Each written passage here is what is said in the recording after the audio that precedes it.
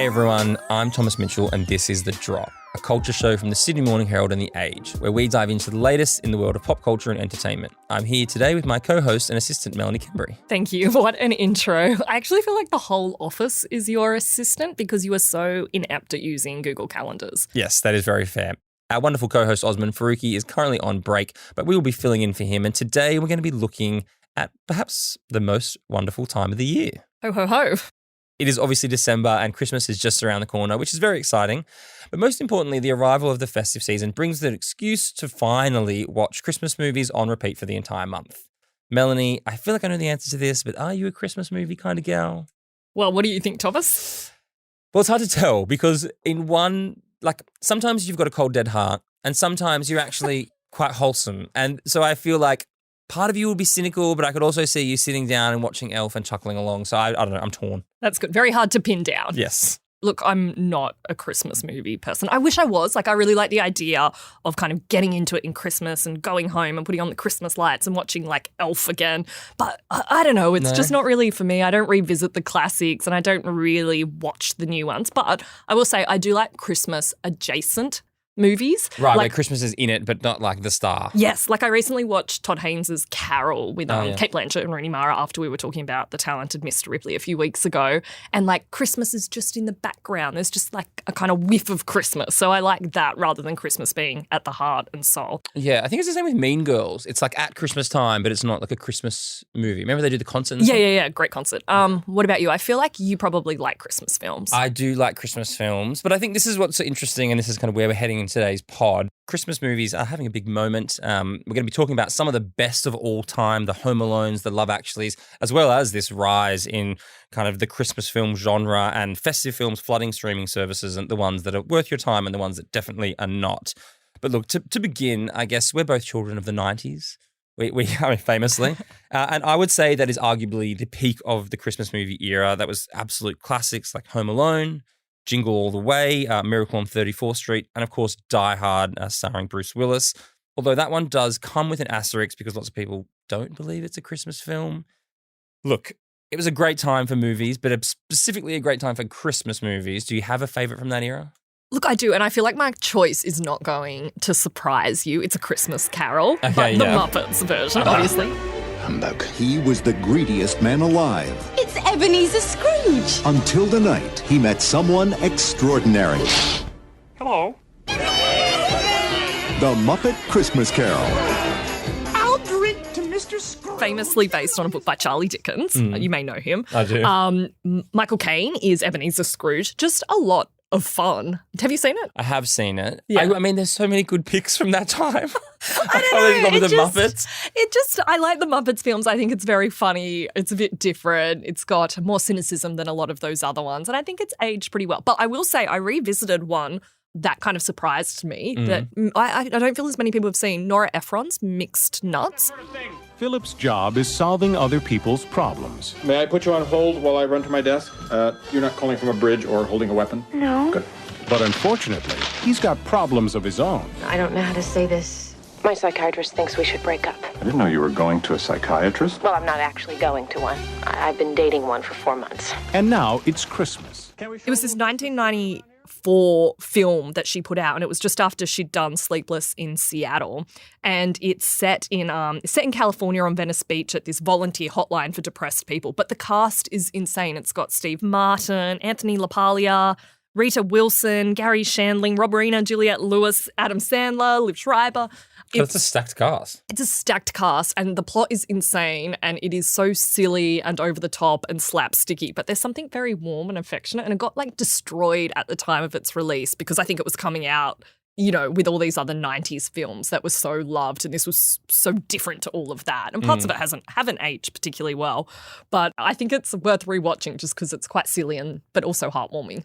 Yeah, it's funny because I think it's hard to know whether or not it's our own recency bias in terms of that era or because we're nostalgic for it, we were young then. But I do feel like so many of the best Christmas films came from that time.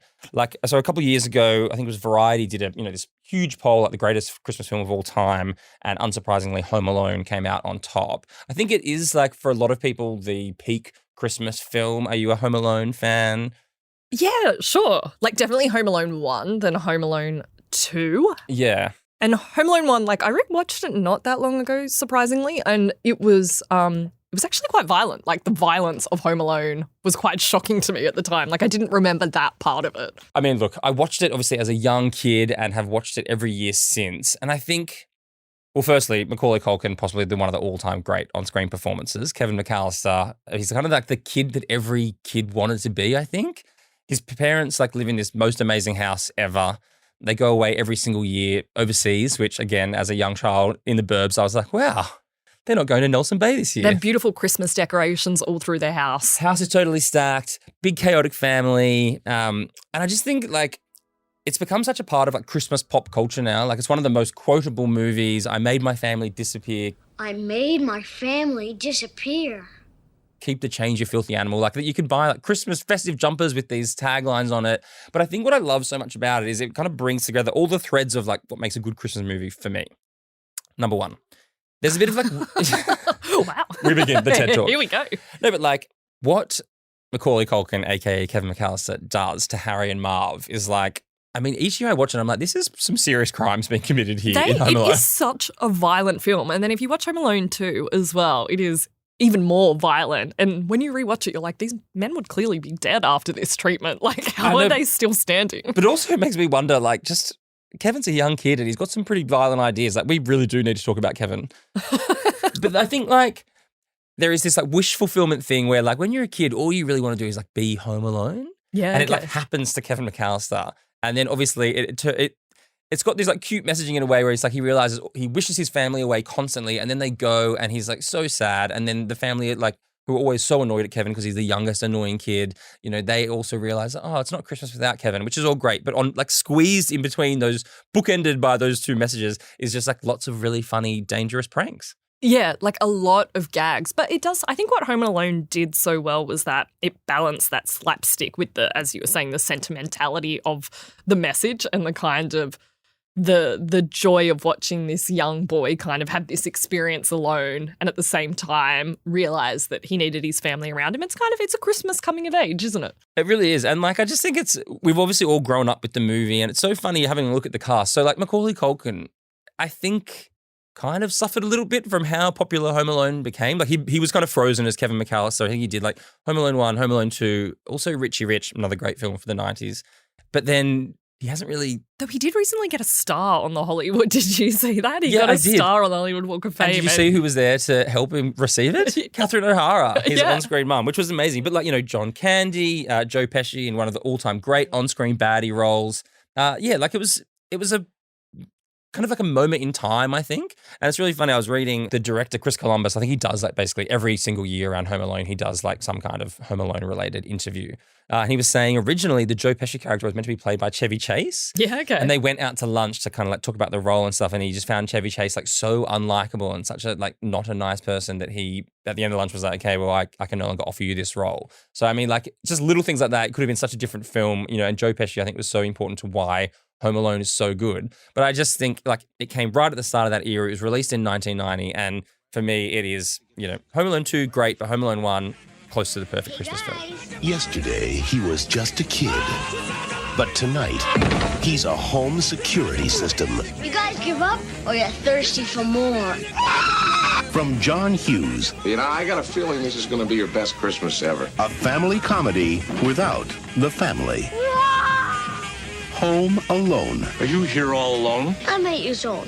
You think I'd be here alone?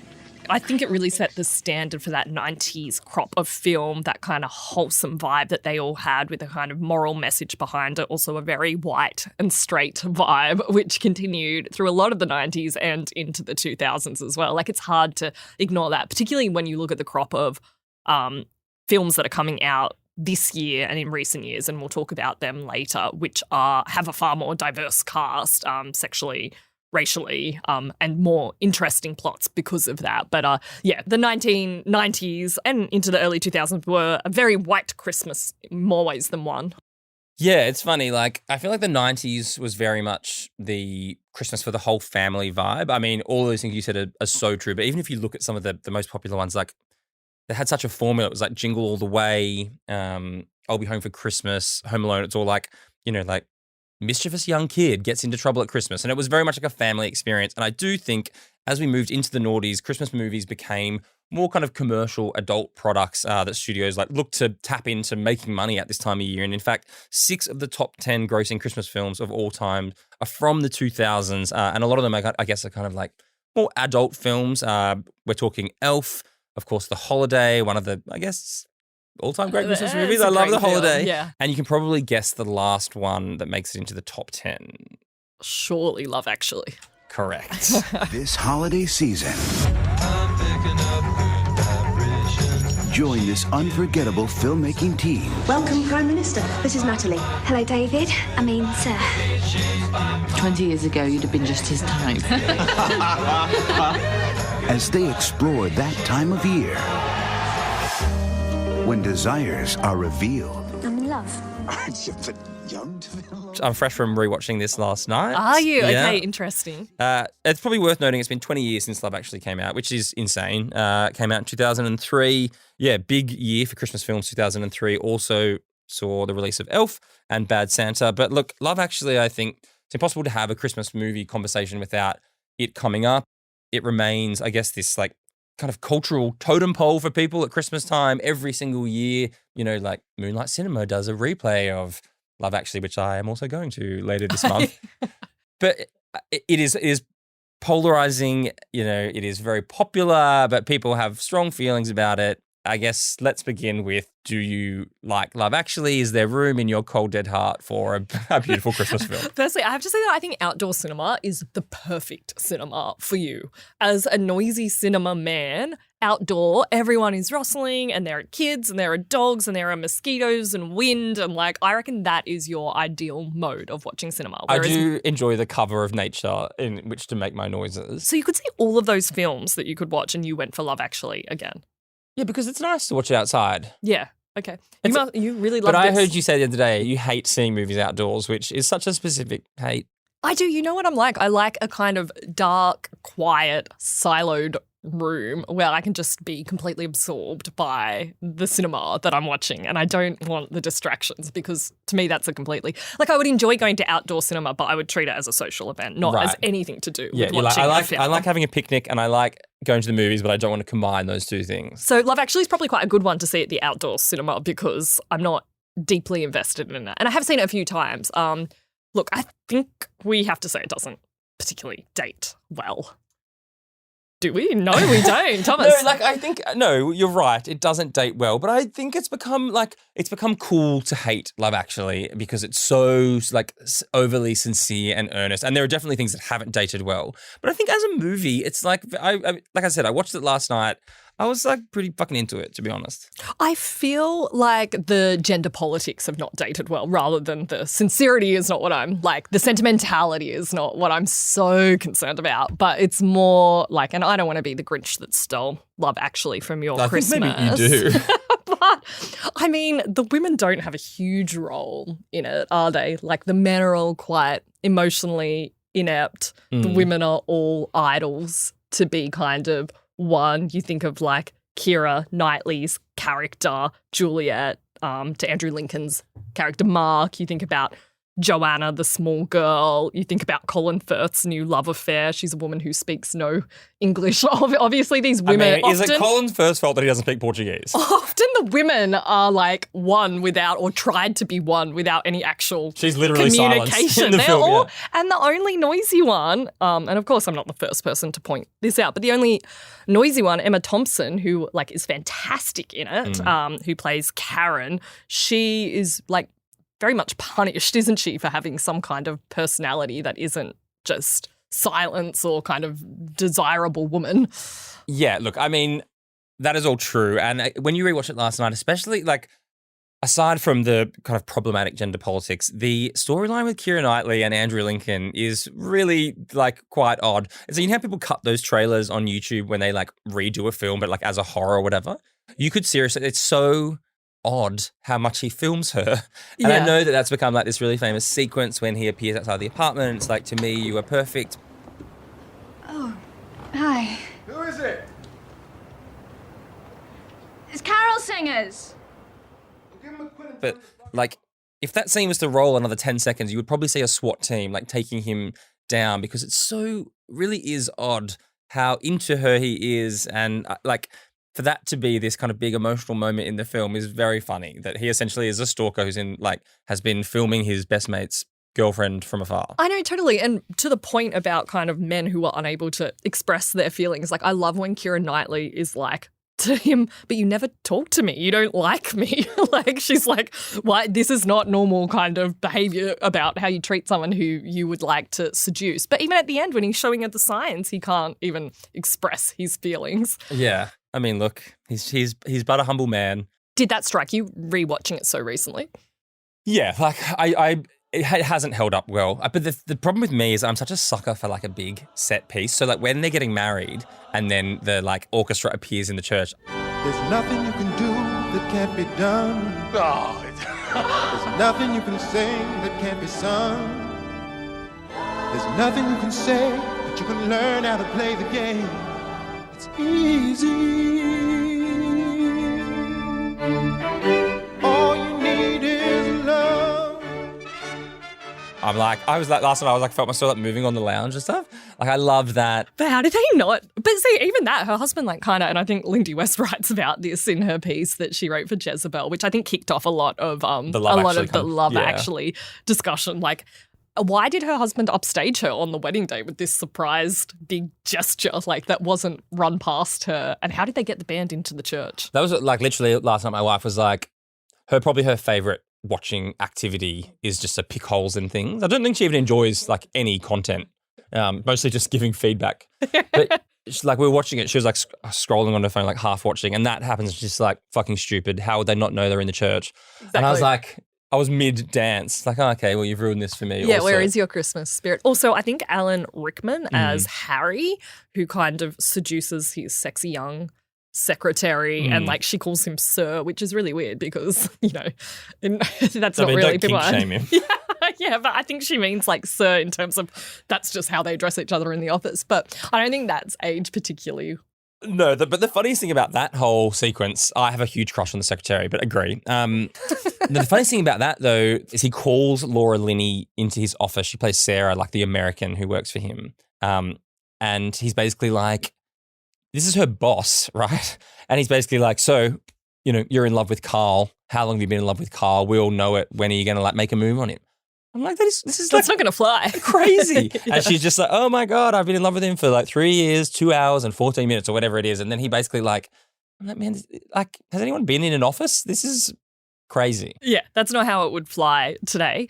I will say, though, one thing I do love about Love Actually is the soundtrack. I enjoy Billy Niley singing Billy Mack's Love Is All Around at the start, or Christmas Is All Around. I feel it in my fingers. In my fingers. I feel it in my toes. Feel it in my toes, yeah. Love is all around. Oh, fuck, wank, bugger, shitting, ass, head and hole. Start again. They've got like the soundtrack is really good. Joni Mitchell, Beach Boys, All I Want for Christmas is obviously in there. The Bay City Rollers, Bye Bye Baby. Like I do enjoy the soundtrack of the film. This is the thing. I think like Love Actually as a package, it is like a good offering, but once you start to kind of scratch the surface, there are some big issues. But yeah, like watching Bill Nye try and fit in that extra syllable, like, if you really love Christmas, he is very funny. He's probably like one of the best characters in the film, I would say.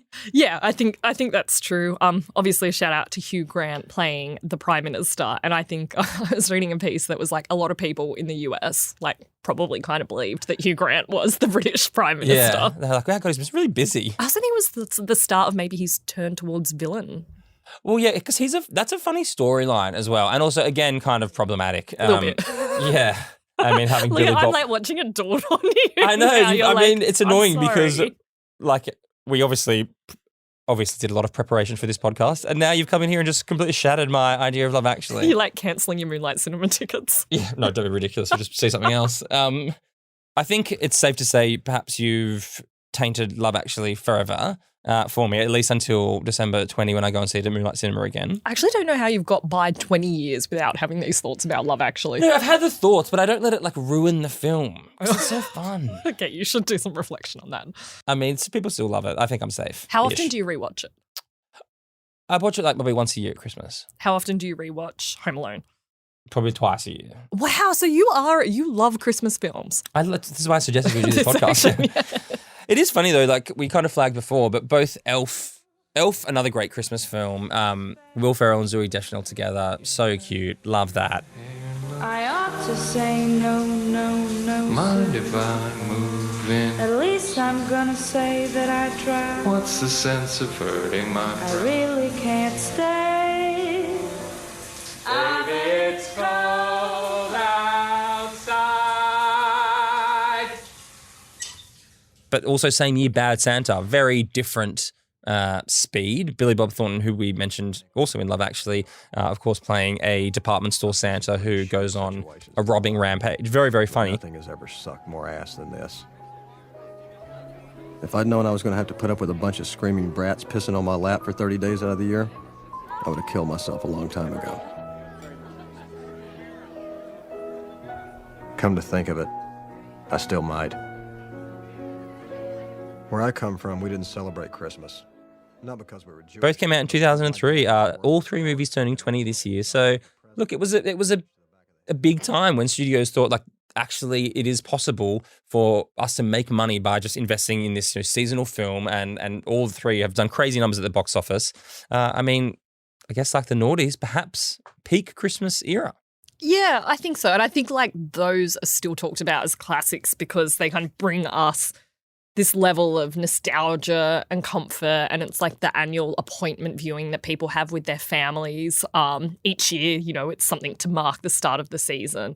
And I guess the more cynical side of me thinks it's because we don't really connect, or a lot of people don't really connect Christmas with faith anymore, or spirituality, and Christmas is just about commercialism and consumerism, that watching these films is kind of a way to make us pretend that we're kind of good people and have values around this time of year. I love anything that makes me think that I can feel something again. And that's basically what Christmas films do. Yeah. It's our way of pretending that Christmas hasn't been reduced to just kind of shopping. Yes, which is probably an ideal segue into, I guess, the final part about chat today, which is this, I guess, in some ways, it's the cult of bad Christmas films, but really it's this new phenomenon, probably new to the last 10 years. Streaming has changed the game for Christmas films. And if you were to log on to Netflix right now, or I guess any of the other streamers, but Netflix specifically, you would be inundated with a bunch of Christmas movies you've never heard of. And each name kind of sounds like a slightly different version of the one before. We're talking A Christmas Wish, Falling for Christmas, A Christmas Prince, Christmas with You, A Brush with Christmas, Catering for Christmas. And these are what they refer to as Hallmark movies in America, which is obviously a nod to the US network that produces many of these films. They're kind of made for TV holiday rom-coms. We don't have Hallmark over here, but so many of them end up on Netflix. And they do often follow a similar trope. Two people meet in unlikely circumstances, often in a small town. Someone's coming back home, escaping their job in the big smoke. And then, they might butt heads at first, but end up falling in love. And ipso facto, Christmas is saved. Now, I have been off the last couple of weeks and inhaling these Hallmark movies like they're going out of fashion. It makes me feel a bit weird now. I've just watched so many of them and I can't even tell which is which anymore. Mel, have we reached the death of the Christmas movie as we know it? Look, in some ways, yes. I think there are different types of Christmas films being made at the moment. I think every streamer now it is the battle of the Christmas film. Every streamer is trying to make the Christmas film that gets the most eyeballs, and I think it's become a stock standard on the streaming release calendar around this time of year. But as I was saying earlier, I think as well as seeing the kind of classic Hallmark film where it is very predictable and silly and you kind of know what you're getting into, I do think we're seeing some more interesting ones coming out, and it's more because of the kind of politics that are involved in some of them, whether it's class or race or gender. I do think opening up those discussions into Christmas films, when it's done well, it does make a Christmas film more interesting. And some of them are just, I think, a bit more tongue-in-cheek now. Some of the ones that are out are riffing on the Christmas films have passed. Like, I do think they're doing something a bit different. I watched Best Christmas Ever on Netflix. Was that on your list? I obviously watched it, correct, yeah. Dear friends, family, and fellow Earth dwellers, life just seems to fly by when you're having a splendiferous time. Oh, is that? The Jennings holiday newsletter. It's the most absurd thing ever. I would love to show up at her house uninvited and to see the actual truth. Charlotte Sanders? Jackie Jennings? Stars actual Brandy. Yeah. It does, and Heather Graham. This is the other funny thing about these movies. It's always like stars someone you're like, huh.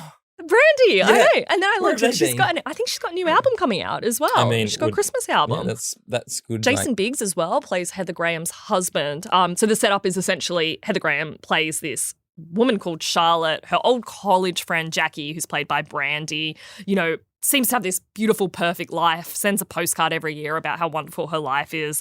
And then they end up kind of together on Christmas. They try to tear each other apart and then they have to build each other back up again. It is a kind of formulaic plot, but I just thought it was really sweet and very sassy and I enjoyed it.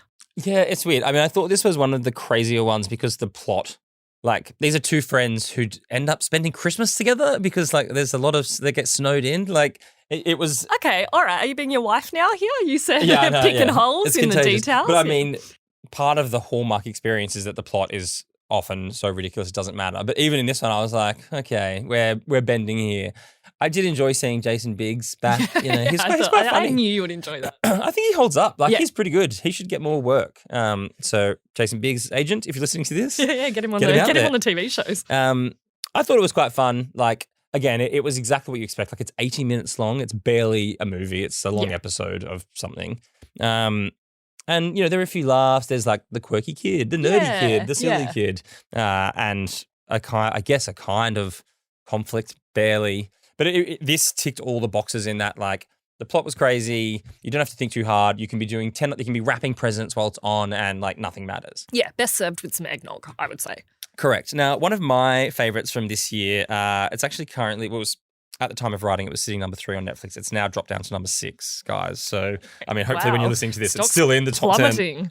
It's Catering Christmas. Catch the second original movie of Great American Christmas, Catering Christmas, starring Merritt Patterson and Daniel Lissing. These are really good. Your charm will not work on me. You think I'm charming? Wow. You know more about catering than you've let on. I might have done a little bit of research this week. This is like paint by numbers Hallmark Christmas movie. So I'll read you what it's about. Please. A fledgling caterer, Molly Frost, is hired by Jean Harrison. Frost. Does she make cakes? Well, hold the line. The perfectionist director of the renowned Harrison Foundation to cater this year's annual Christmas gala. Things get complicated. They so often do in Christmas films. When Molly falls for Jean's nephew, Carson, a travel photographer with no desire to take over the family's foundation, until his aunt assigns him the task of making sure the catered dinner goes perfectly. So basically, you've got this small town caterer who meets this, photographer from the big city. He's home for Christmas. They work together at first. They don't get along. Why would they? But then, of course, the magic of Christmas sees them fall in love. It was amazing. Like, I couldn't have been more into it. It was so bad. The production values on this thing. So I think I read it was filmed in 2 weeks, filmed in Canada, like so many of them are, like on a very tiny budget. You can tell everything's been turned around so quickly. The grandmother, Jean, in her first 6 or 7 scenes, her outfit doesn't change. She's been wearing the same thing for 2 weeks. It's amazing. Like, I would definitely put it on your list. It's Catering Christmas. And the best thing is the lead actress, Merritt Patterson, she's basically like, I think Hallmark basically own her. She's done 7 or 8 Christmas films like this. She's like doing the winking at the camera. Get me I out of here. Yeah, I know. She's like, please, someone send help. This is like her 7th or 8th Hallmark Channel movie in the last few years. So yeah, she's found her lane and she's sticking to it. So I respect it. Wow, it sounds like just like the perfect cake, light and fluffy and delicious. Correct. To watch. And then you have too much of it and feel sick after. I will put forward, have you seen in your perusal of Christmas films, did you watch The Family Switch? I obviously watched The Family Switch. I wish you could be me. I would love for you to be me for one day. I would love for you to know what it's like to be me. I would kill to eat a dozen donuts and just have it burn right off. Would you take a picture of my family, please? Everybody say Merry Christmas. Jennifer Gardner, Ed Helms, Emily Myers, Brady Noon. They star as a family. They're kind of falling apart, the mum and dad and the kids, and then one day an astrological event occurs and then they switch bodies. Firstly, so that the parents become the children become the parents. Classic setup. Firstly, why does Jennifer Garner always want to play body switch films? That was the first thing that I could not get over. I know. It's like her agent's like, look, you're a body switch person now. This is your... People love you in this. Genre. You've mastered this. You're best when someone else is playing you. So. I don't like body switch films, so I didn't like this one. I don't like Freaky Fridays. I like don't Freaky like the Friday, concepts. but... It throws me. I can't. It's too much for me to handle in a film, and I did not really like this film. If we're going body switch, I only really like Face Off, if I'm being honest. That's more of like a facial transplant film. But yeah, it's not quite. Yeah.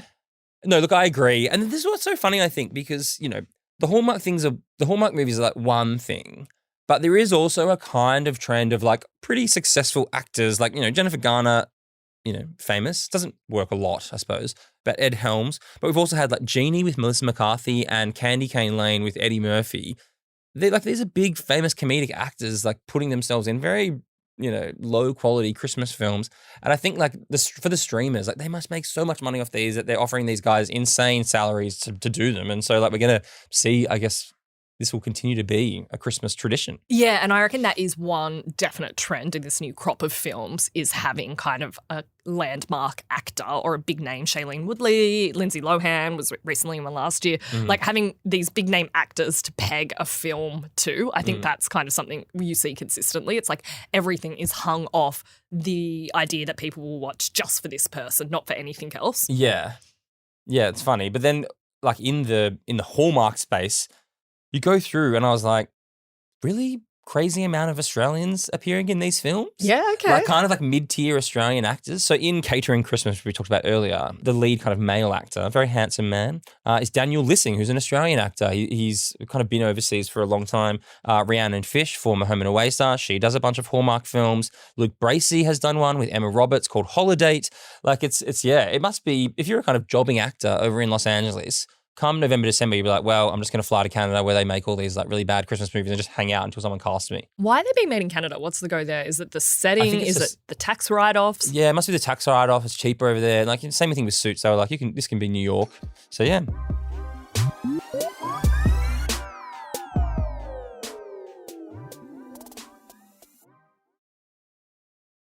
All right, well, enough talk of potentially boring Christmas content. Let's get to the good stuff, guys. Impress Your Friends is back for another week. Melanie, I feel like you've got something fun. Let's hit it. Yeah, well, because I knew I would be sick of all this cloying sentimentality, I've gone for a real dark one. Season 2 of Time, which is on Binge. Did you see season 1? I did see, loved it. Oh, it's incredible. Season 1 was Sean Bean and Stephen Graham. Sean Bean played this guy who accidentally killed an innocent man and was in prison. And when he was there, he met Eric McNally, this caring prisoner officer who was trying to protect him and look after people. That was played by Stephen Graham. It was so good. It was very acclaimed. It was the perfect kind of interesting prison drama, kind of a short season. It's back for season 2. Stephen Graham's still involved in it, but we're centred in a female prison this time, where Jodie Whittaker plays this woman who's been arrested for fiddling the lecky. Which all right, I wasn't expecting that. I know. It comes early in the first episode because they're from the north. It comes early in the first episode where she's like, I've been sent to jail. All I did was fiddle the lecky. And I had to rewind it about 4 times to be like, did she say, what is she saying? And then I had to Google it. And? Fiddling the lecky means filling the electricity meter, so she didn't have to pay for her gas. Anytime you talk about a crime and the word fiddling is involved. Yeah, I know, you don't think it's good, but it's now my go-to if I've done something wrong. I'm like, I was caught fiddling the lecky.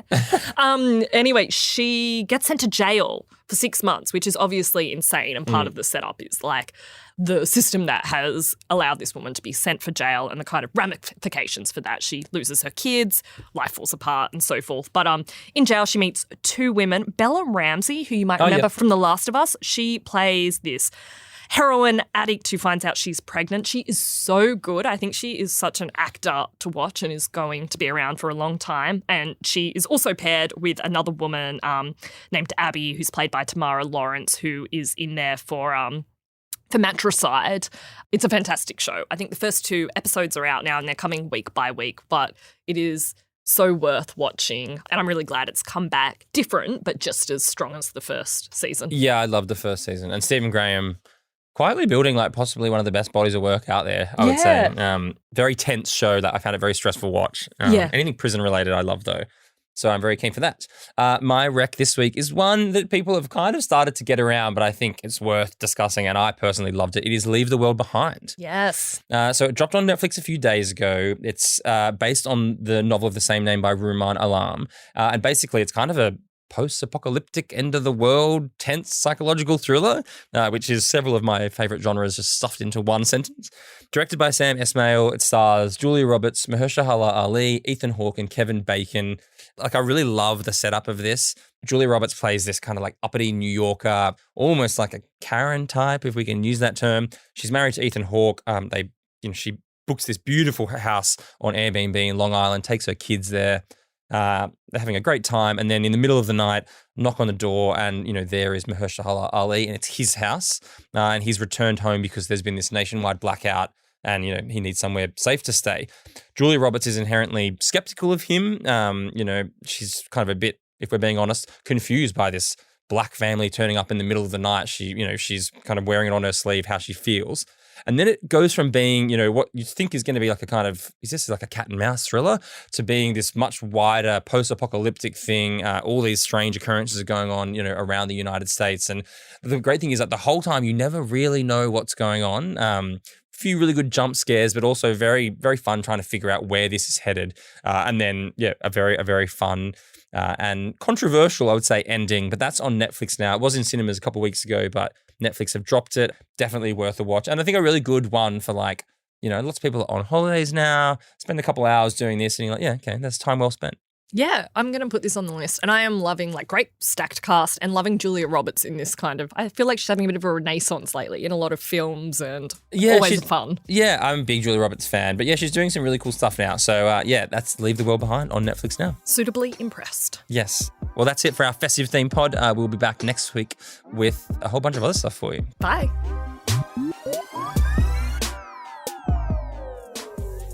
This episode of The Drop was produced by Chi Wong. If you enjoyed listening to today's episode of The Drop, make sure you follow us on your favourite podcast app, leave us a review, or better yet, share the episode with a friend. I'm Thomas Mitchell. See you next week.